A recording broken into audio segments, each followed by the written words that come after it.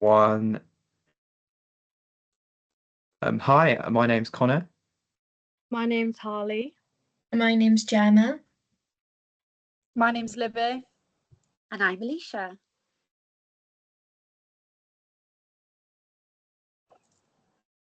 So welcome to our vlogcast. So in this session, we are going to be covering lots of different subjects with the focus being on the student voice. As a group, we will explain both the advantages and disadvantages of having a student voice in schools. In the second part of the session, we will discuss the curriculum which we have designed. As a group, we will go through the principles and values of our curriculum, with the focus being on a green curriculum. What do we mean when we say student voice, and what can it achieve? So student voice refers to how students express their views, participate in decision-making processes, and actively shape their educational experiences. It emphasizes the importance of recognizing students as stakeholders in education who have valuable insights into teaching, learning, and school culture.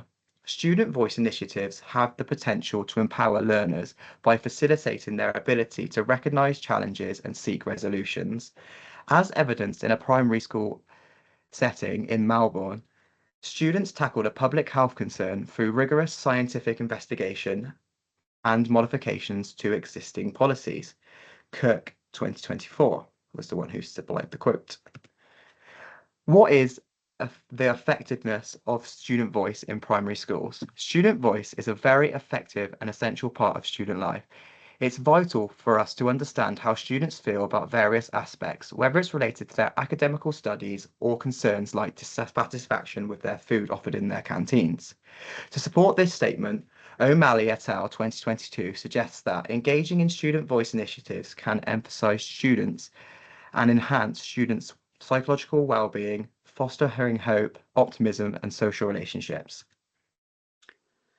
Thanks for that, Connor. So according to the United Nations Convention on the Rights of the Child, Article 12 states, assure to the child who is capable of forming his or her own views to the right to express those views freely in all matters affecting the child, the views of the child being given due weight in accordance with the age and maturity of the child.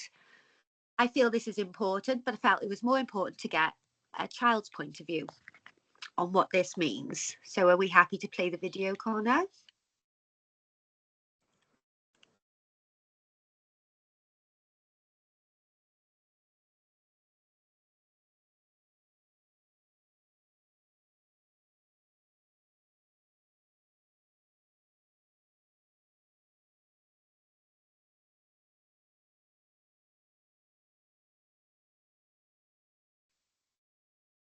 I'd just like to thank my volunteer pupil, Chloe, for that. I did secure her face for safeguarding purposes. So some of the things Chloe mentioned in her voice were increased engagement and motivation.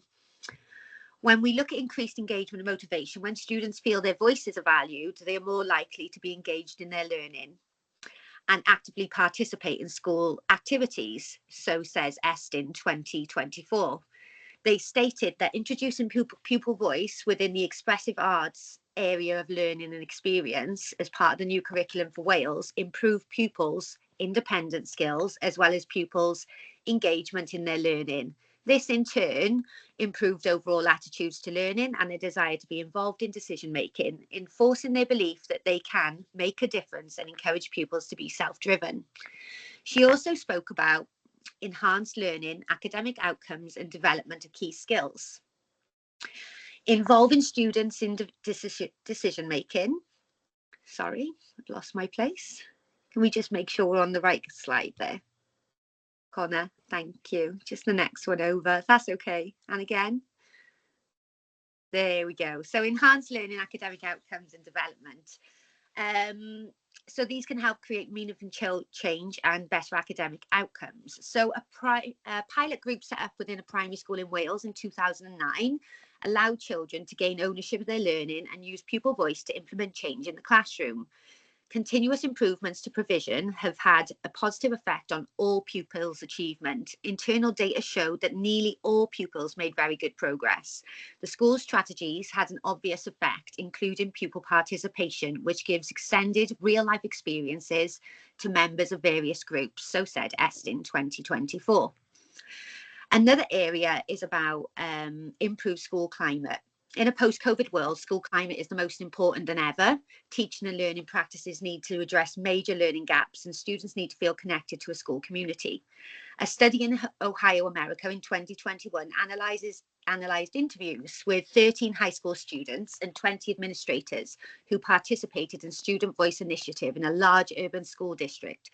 It showed that participating students gained social and analytical skills, and the initiative produced a more positive school climate. Students felt more connected to their school community when they knew their voices were being heard. One strategy to accomplish this is to organise student teams to meet with staff and school leaders to express concerns, identity issues, and help them determine solutions. This was Watt and King White in 2021. This being said, there were not many studies to compare the outcomes in relation to schooling in the UK. Moving on to well-being and behaviour. Schools that prioritise student voice often report a reduction in exclusions, improved behaviour and better relationships across the school community. Student voice work can improve a sense of belonging and connectedness, and in doing so improve well-being and behaviour. This was Cochin et al. 2020. Estin 2024 reported that when pupils' ideas for learning are taken on board and pupils are free to take the learning on their own way, it has transformed attitudes to learning, and nearly every pupil is highly engaged in their learning. The nature of the themes and the build to an end point have made the impact of pupils feel that they have a voice. They believe that their voice matters and they can make a difference. As a result, nearly all pupils are keen to be a part of pupil voice groups and contribute to student life.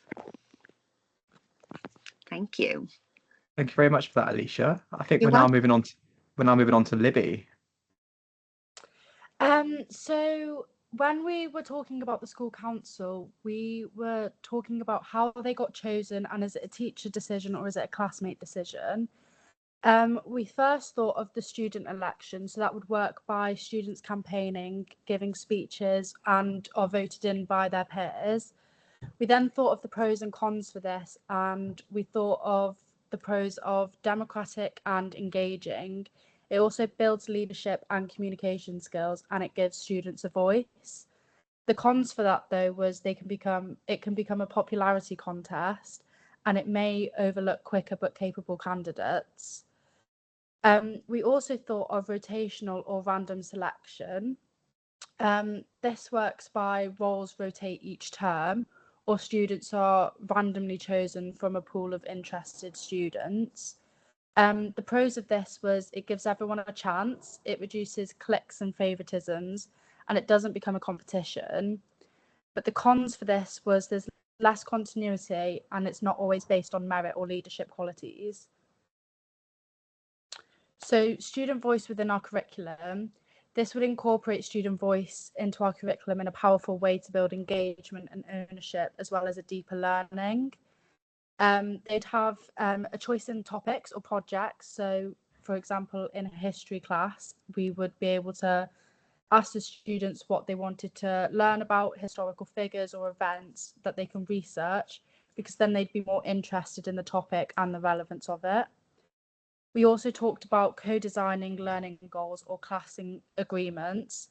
This meant that collaboratively set class goals or expectations at the start of the terms, so that children can work towards that in steps, rather than having this pressure that they have to be better than everyone else and whatever. We also talked about regular feedback loops, using student surveys, suggestion boxes, or reflection journals. This would be held termly, so student panels can review parts of the curriculum or teaching methods to then change or improve any aspects of the children's learning. We also talked about passion projects. We set aside weekly time for students to explore a topic of their personal interest and let them present their findings to the peers or families. This allows children to benefit from talking about things they enjoy, as well as allowing students to become more interested in things they might have not known about before. Student voice opinion on subjects. So student subject preference surveys was something we talked about. The surveys would allow children to tell their teachers what subjects they struggled with or what subjects they were more interested in and wanted to learn more about. We also talked about student curriculum focus groups, which would involve inviting a small, diverse group of students to give deeper feedback on what they think about the subject balance, are there any gaps in the learning, or how they would design a dream subject. Student-led research projects on curriculum. So this would allow older students to do more research and present their own lesson on a subject. This would allow the teachers to realise what the students in the school want most. Amazing, thanks for that, Libby. So we're now moving on to Gemma. We also decided to look at if listening to student voice is beneficial, to who. I found that all students, teachers, and governors benefit from listening to student voices, as it helps improve teaching methods, encourages participation, and creates a more adaptable learning environment. Students benefit as it encourages motivation and engagement in the learning process, which leads to students being more likely to feel valued, which can then lead to a better academic outcome and therefore improve their academic performance. The teacher benefits by improving their teaching methods from listening to students, giving them insight into their needs, learning preferences and experiences. And that was from Cook's Arthur A 2006.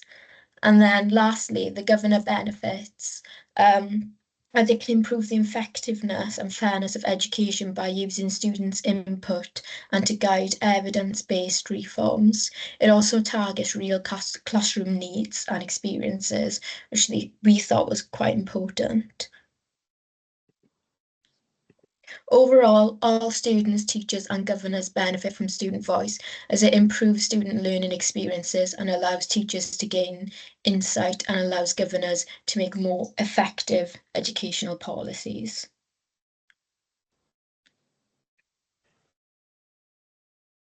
How does student voice help target behaviour in schools?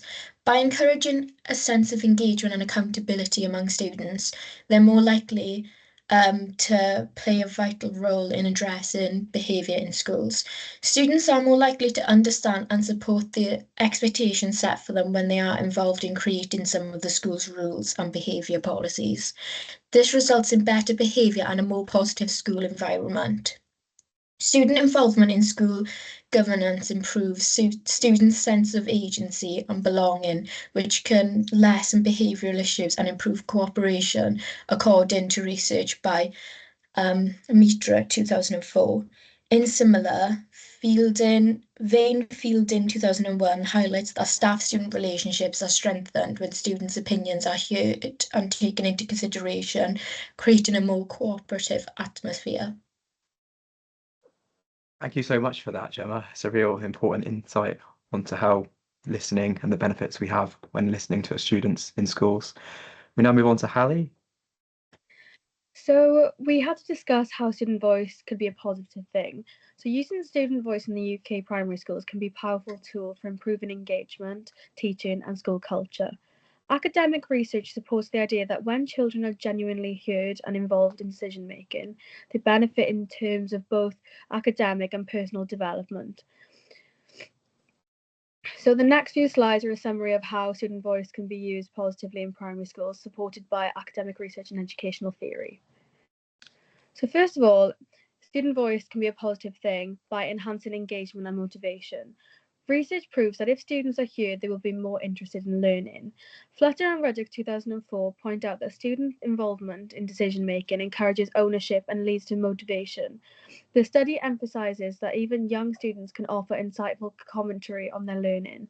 According to Field in 2001, student listening confirms students' experience making learning more relevant and meaningful, and in so doing, it has a potential to improve attendance, behaviour, and attitude towards school. Fostering democratic citizenship and responsibility is also another positive thing. It provides children with a voice and encourages active citizenship at an early stage. The UN Convention on the Rights of the Child, Article 12, emphasises the child's right to express their opinions in decisions that affect them. Implementing this in school life enables children to learn how to present opinions respectfully and listen to others' points of view. Lundy 2007 suggests a model for the realisation of the child's right to be heard and advises that effective student voice work must incorporate space, voice, audience, and influence. This has informed inclusive practice in UK schools. Improving teaching and learning. Student feedback can be utilised to influence pedagogic practice and curriculum design. Teachers' observations of classroom practice were discovered to provide valuable feedback that could be employed by teachers to reflect and improve their pedagogy by Macbeth 2003. When students are asked by teachers what they do best for them to learn, they can tailor their approaches to be more responsive, and that's by Robertson and Taylor 2007. Facilitating school improvement and inclusion. Student voice supports whole school development and helps to identify issues at an early point. Involving children using school councils, class charters, and questionnaires can uncover issues such as bullying, injustices, or unmet needs. Cook Sather 2006 asserts that student voice work can contribute to the development of schools that are more inclusive, where all children, regardless of background, feel valued and supported. Practical strategies for developing student voice. Some of the practical ways of including student voice are school council, encouraging participation in formal forums. Another one is learning walks, involving children in evaluating the school setting. Another one is peer teaching and assessment. Asking students to contribute the learning of their peers will also help. Choice in learning is also another one, because it provides students with choice about topics, activities, and means of learning, which means they'll be more engaged in their learning because they get to choose what they do. These strategies are articulated in favour of the students as partners model of education introduced by Fielding 2012, which seeks intergenerational working rather than tokenistic consultation. So could student voice be a negative thing?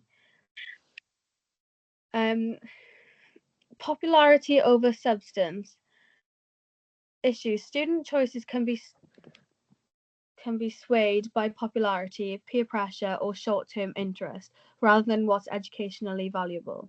For example, students vote for the most entertaining speaker instead of the most knowledgeable.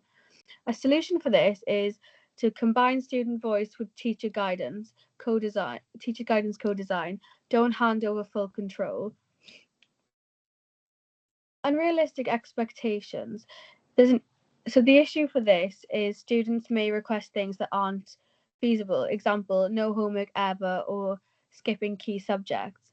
A solution for this is to be transparent about what's open to change and what's not, and involve them in understanding why some things must stay. Unequal representation. An issue for this is only confident, outspoken students participate. Others may be left out. And the solution for this is to use a mix of anonymous surveys, one-on-one check-ins, and small group discussions to hear from all voices. And then tokenism is another one.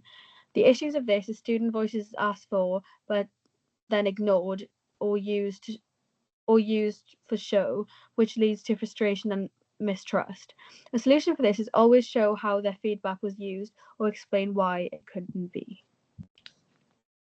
Thank you for that, Ali. That was a really good insight into the positives and negatives of listening to the student voice. So we're going to go on to part 2 now, which is showcasing our curriculum design. So Libby.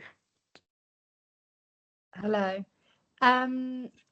Sorry, I'm just trying to get this up. How we would like our school to be structured. Oh wait, that's yours.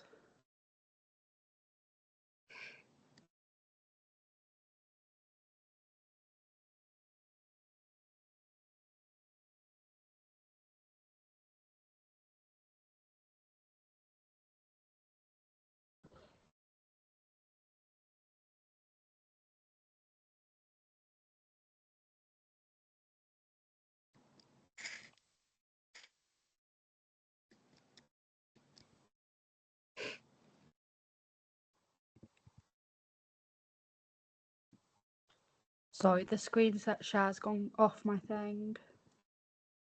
It's okay, Libby.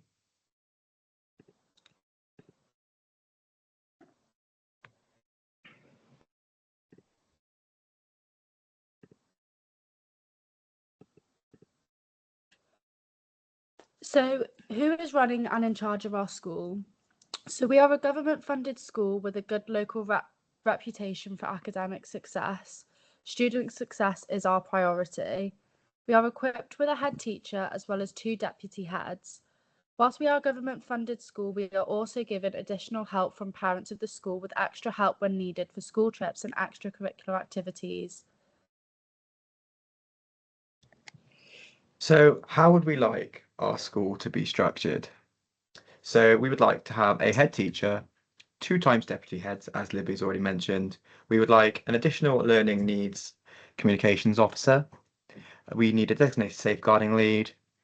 Teachers times 12, so 2 teachers for each year group.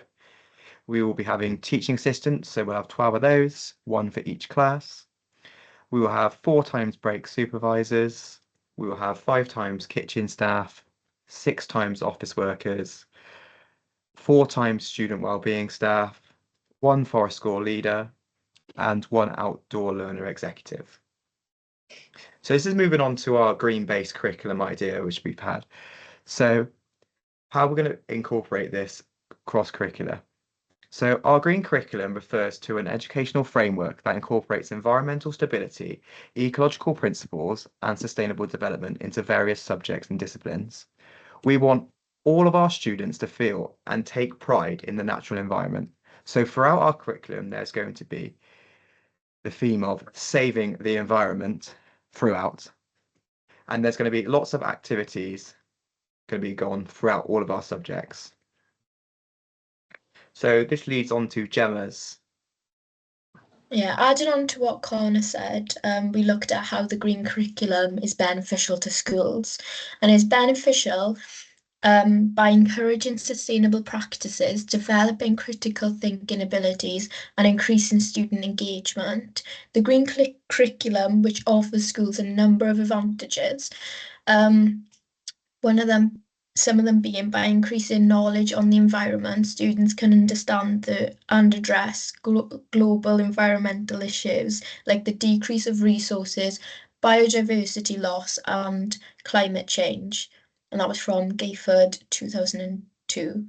The significance of green education in preparing youth for the green economy and future careers is emphasised in the Department for Education's 2022 Sustainability and Climate Change Strategy. Eco-school programmes and collaborations with environmental organisations provide schools incorporating the green curriculum with increased opportunities for community involvement and leadership, further adding sustainability into school culture. And that was from Ofsted 2022. Thank you for that, Gemma. This moves on to something I'm really excited about. So we have designed as a collective our midterm plan. So I'm just going to read off a few of the examples of the activities we want to be planning during our educational lessons. So first will be some language, literature and communication lessons. So we have got some ideas like debates, some drama-based activities, some poetry and some posters to go with renewable energy initiatives. We also have looked at maybe getting in a couple of public speakers and listening to some TED Talks on people like David Attenborough and Greta Thunberg because they're very big on environmental based things. We're also going to talk about persuasive writing, so we could do letters to councils, for instance, to improve litter initiatives. So you think that's going to be a really fun thing for our sort of English-based lessons. Moving on to our maths and numeracy lessons. So we want to incorporate things make them a little bit fun as well, because we realize maths can be a subject which students tend to find quite difficult or like, nah, I don't want to do it. So we've thought about some fun ideas like doing some tree-based graphs, recording the school's energy usage, and then putting it into the mean, mode, medium, range, etc. So that'll get them out of the classroom to go check the energy meters. We also wanted them to measure the CO2 levels in the classrooms. So we thought that would take them away from doing things which they would do in maths. We also would like to be the big project at the end would be the working out the costs of going green. So how much it would cost our school to go completely green, and then build a little budget for our exciting projects we've got planned of building a bug hotel. So moving on to science and technology. So we want to research and gain awareness on the climate change. They can play fun games and activities like Minecraft because they can be very educational with them having different minerals and different types of ores on there. So they get to galvanize. And it also means that we are being very diverse and inclusive because we're including people who like to, for instance, play on games and all that stuff. So we're making it all thing. And the other things is we're going to be researching the types of renewable energy and just the big question of why do we need to protect the planet? So moving on to humanities. So we're going to be looking back at the history of the UK and how it's changed the way how we use electricity, whether there is more wind farms nowadays or whether we used to power the whole country by coal during the Industrial Revolution. We're then going to do lots of research tasks. So again, looking into some famous people who have definitely made the environment as forefront. And then we are going to be taking the school on different school trips across the country to go see different things like power plants and different environmental parks, just so they can get a passion, because it's important that they get a certain sense of this is what I want to feel passionate about, because they are, in theory, they are the children of the future. So we want to make sure that they are being supportive. Health and well-being is a little bit of a smaller one, but we want them to understand, especially our students, to understand the benefits of being healthy and living a healthier lifestyle. We also want them to know how does pollution affect us and how can we make improved healthy choices, whether that comes down to what they eat or whether that come down to whether they go to the gym or so on and so forth, and how much physical exercise they have in their days. And then finally, expressive arts. So we're going to be designing a Save the Planet song, and we'll have other drama related activities. And we're also going to be drawing lots of pictures of environmental things like trees, windmills, flowers, plants, etc. So moving on from this one, we are back with Livy again, who's going to discuss what the aims and purposes of our curriculum are. Thank you, Connor. So the aims of our curriculum are holistic development. So this will support the intellectual, emotional, social, physical and moral development of learners. We also wanted to include knowledge acquisition. This will provide students with essential knowledge across subjects to understand the world. We also wanted skill development, which will equip students with critical thinking, problem solving, communication, collaboration, and technological skills. Citizenships and values. This will promote responsible citizenship, ethical understanding, and respect for diversity within our school.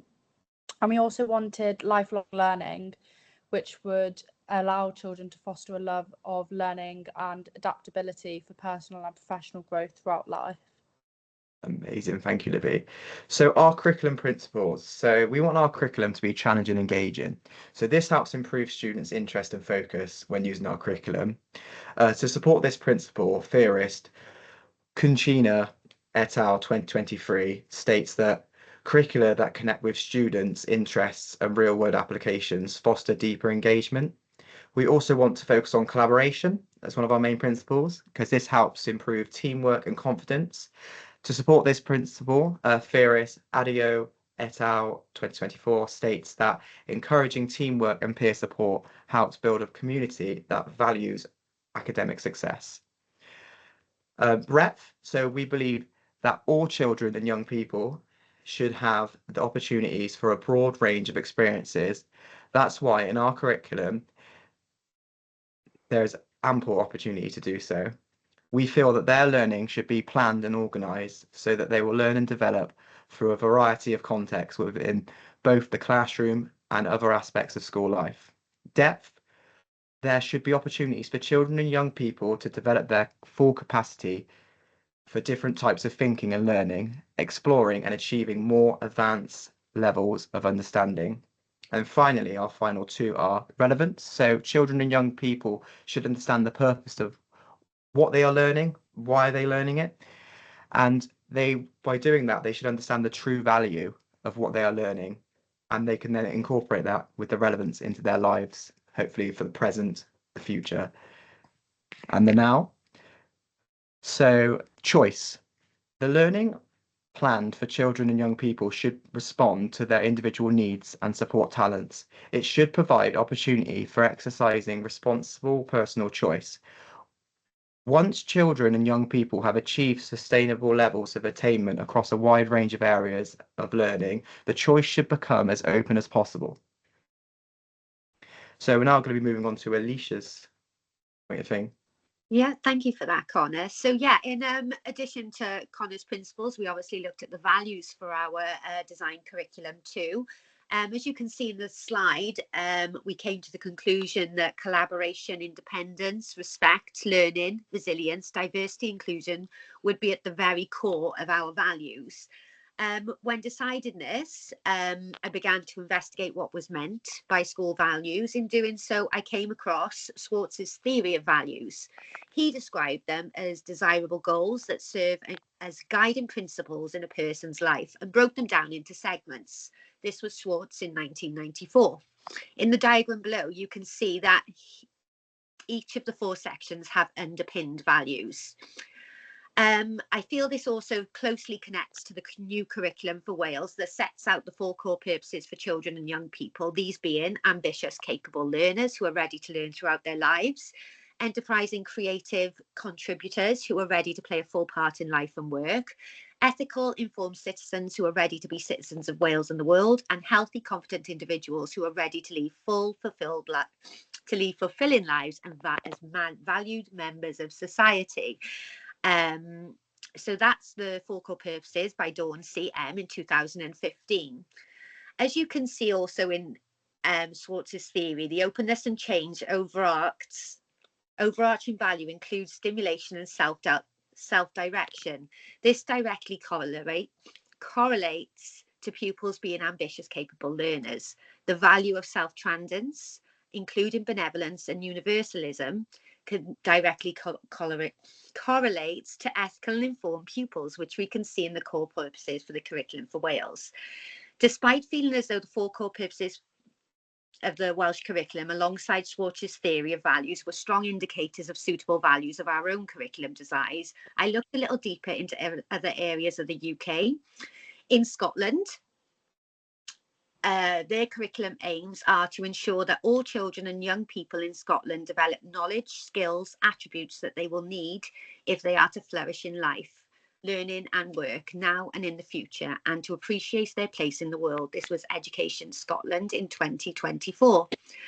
The Scottish education system encapsulates 4 capacities: successful learners, confident individuals, responsible citizens, and effective contributors. These attributes are also strongly correlate to the 4 core purposes of the Welsh curriculum, as well as Schwartz's theory of values.